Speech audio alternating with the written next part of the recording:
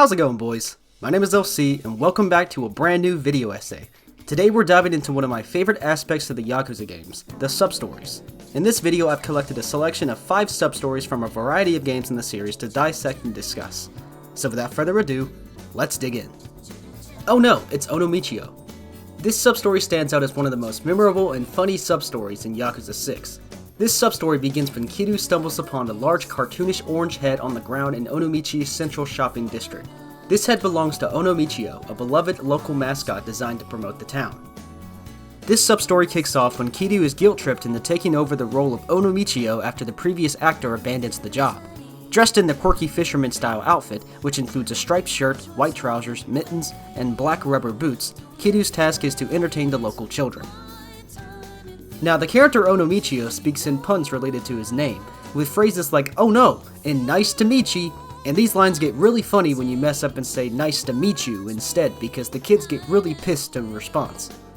The substory not only showcases Kiryu's softer, more humorous side, but also his willingness to go to great heights for the sake of others, particularly for the happiness of the children. I'm glad we get to see more of this side of Kiryu, and it's just so funny to see the juxtaposition of Kiryu's stoic personality and the goofy image of Ono Michio plastered over it, forcing him to act in a way we don't typically get to see in the main story of these games.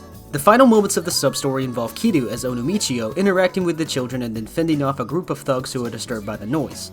This leads to a fight where Kiryu, still in costume, uses his combat skills to protect the kids, blending his serious side with the absurdity of the situation. It's actually because of this substory that now whenever I mod any Yakuza game, I always look for a Ono Michio costume mod, and ever since I found one for Kiwami 2, I've just been glued to it. Damned Yankee. This substory should be one of the first ones you encounter in Yakuza 0, and it involves Kiryu encountering a seemingly tough hooligan on Shichifuku Street West in the bustling district of Kamurocho. This hooligan, who initially tries to intimidate Kiryu, quickly reveals his true nature when he scurries off to Theater Square. And at the square, Kiryu discovers that this hooligan is actually Crazy Kyo, the lead singer of the Yokomichi Silvers, a band that has garnered a reputation for being silent and tough, a stark contrast to their actual personalities. Kyo and his band members are anything but the Yankee they pretend to be. They are polite, somewhat nerdy, and not at all the rough characters they're expected to be. Crazy Kyo enlists Kiryu's help for a Q&A session following their performance, where they need to keep up the facade of being hardcore Yankee. Kiryu's advice shapes the band's answers, and you can choose what things they should or shouldn't say.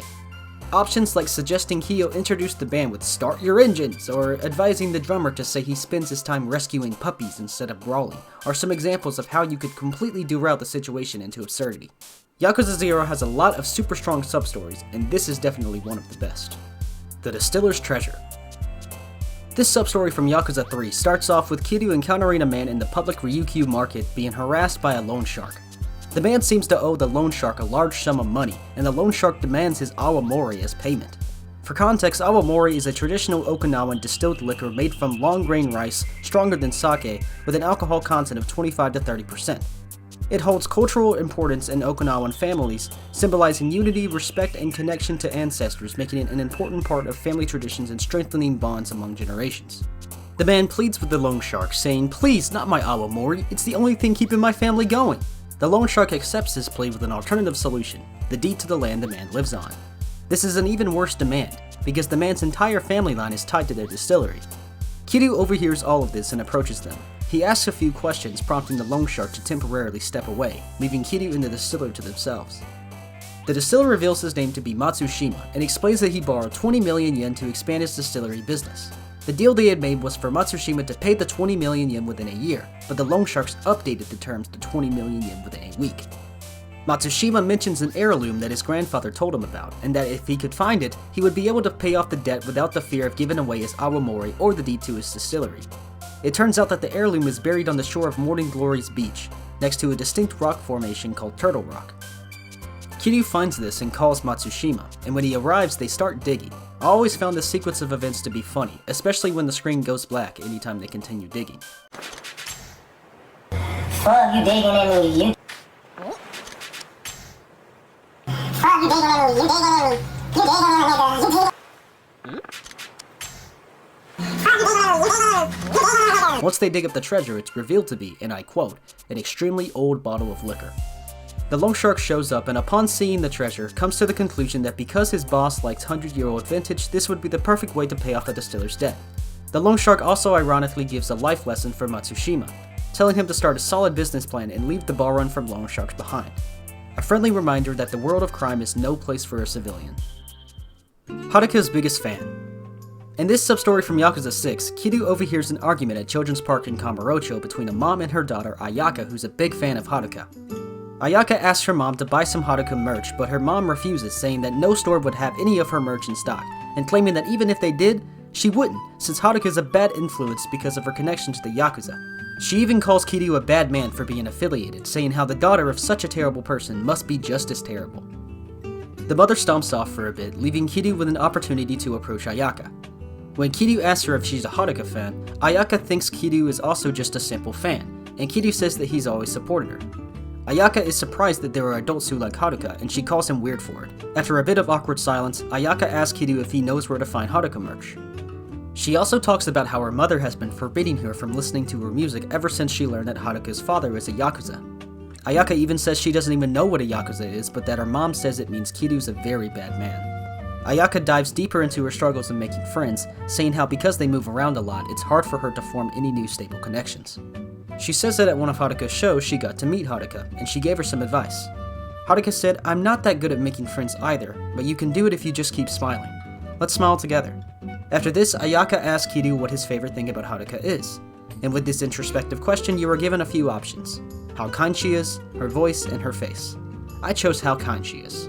Kiryu then elaborates by saying how Haruka always put others first even before her own needs. After a little more conversation, Ayaka says that Haruka merch was the thing she asked for her birthday, and Kiryu promises to find some for her. He heads over to Don Quixote, but they don't have anything. The clerk suggests talking to fans who might know where to find some and points them to the Theater Square Club Sega. There, a guy wearing a Haruka shirt asks if Kiryu knows the song Haruka sang. When Kiryu answers the question correctly, the fan tells him that a rare photo of her might be at the pawn shop, but it's rare, so it could be gone quickly. Kiryu makes his way over to Ebisu Pawn and finds the rare Haruka photo for 50,000 yen. When Kiryu takes the photo to Ayaka, her eyes light up, exclaiming that Haruka is so pretty, and she takes the photo home to decorate it. Later on, Kiryu runs into Ayaka at the same location. She said she's been looking all around for him, and she shows him a drawing she made of Haruka, herself, and him, and says that she can tell that he's Haruka's dad. This surprises Kiryu. Ayaka says she figured out the moment they first spoke, because when Kiryu mentioned Haruka, his eyes lit up in a way that only a dad's would.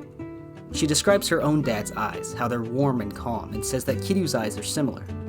Once Ayaka hands Kiryu the drawing, she begs him to show it to Haruka whenever he gets the chance, and says how the thing she wants most now is to hang out with Haruka and Kiryu just the way they're depicted in the drawing. Heir to the family.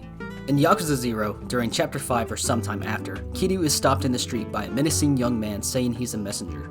He says someone from the Dojima family requests your presence at the batting cages. Kiryu initially refuses by saying if they want to see him, they can come to him themselves, but eventually he decides to make his way over to the batting cages after being told they're Dojima family, but not an enemy. As he arrives wondering who could be waiting for him, he looks around and sees nobody that distinctively looks like Yakuza. However, a kid in suspenders surrounded by a bunch of random thugs grabs his attention, who happens to be Master Daigo, the son of Sohei Dojima. Daigo requests that he and Kiryu spend the day together, since it's been so long since they last hung out, and his dad's been way too busy to do anything with him. At first, Kiryu refuses the request, but Daigo guilt trips him, saying that Kiryu getting kicked out of the family doesn't mean they can't still hang out. Kiryu tries to convince Daigo that it's dangerous for them to be spotted in town together, but Daigo insists that they hang out. After they leave the batting cages, they decide on a place to go, the arcade. Daigo tells Kiryu to try the UFO catcher machine, even attempting to show a demonstration, but after sucking at the crane, he gives the machine to Kiryu. Whether or not Kiryu actually catches something is up to you though. If you catch a plush, Daigo can't even believe you were able to catch something that took him so long. He immediately wants to go somewhere else, but he wants to go somewhere kids can't go by themselves. After mentioning this, my favorite sub-story interaction occurs. Daigo asks Kiryu if he knows a place called Asia, and instead of thinking about the bikini bar of the same name, Kiryu asks, "The continent we're on?" The comedy of this sub-story is so gold, with Kiryu even offering Daigo pursue a lounge instead. Once entering the lounge on Pink Street, the two are stopped by the manager, saying they can't have children in there, but Kiryu insists that he won't ask them to serve Daigo alcohol and hopes that they'll just let them hang out there. The manager obliges once Daigo threatens them with his family's presence, something that Kiryu takes notice of immediately. Once they are seated, they prep Daigo a drink of tea mixed with soda, and an older lady approaches him attempting to fill in some sort of hostess role. Daigo orders that she sit down next to him and make it snappy, another action that Kiryu catches on to pretty quickly. It doesn't take long for Daigo to be annoyed by the lady, so he insults her age by saying her little brother must actually be her son. He also accuses the manager of thinking their customers are stupid for pouring him the mixed drink with no alcohol. Kiryu finally speaks up and says that the Daigo Dojima he knows would never take pleasure in mocking a woman. This causes Daigo to open up for the first time, saying that maybe things turned out this way because nothing ever happens in his life, and that he's got nobody to talk to. Anybody who wants to talk to Daigo always has some kind of agenda, whether it's receiving money or getting on good terms with his father. Throughout this sub-story, Kiryu continuously calls him Master Daigo, and this annoys him even further, especially now, and it's when Kiryu calls him this that their conversation ends abruptly and they leave the lounge. Once they get outside, Daigo runs off and is abducted by a group of masked thugs, and when Kiryu makes his way to the Champion District, he finds the masked thugs harassing Daigo in an empty lot. He stops them, beats the absolute shit out of them, and forces them to unmask, revealing themselves as the thugs that were hanging around Daigo at the batting cages. Daigo wants them to undergo torture and make sure they never walk again. He even laughs at them as they cower in fear, but Kiryu stops him from going any further, even calling him a little punk.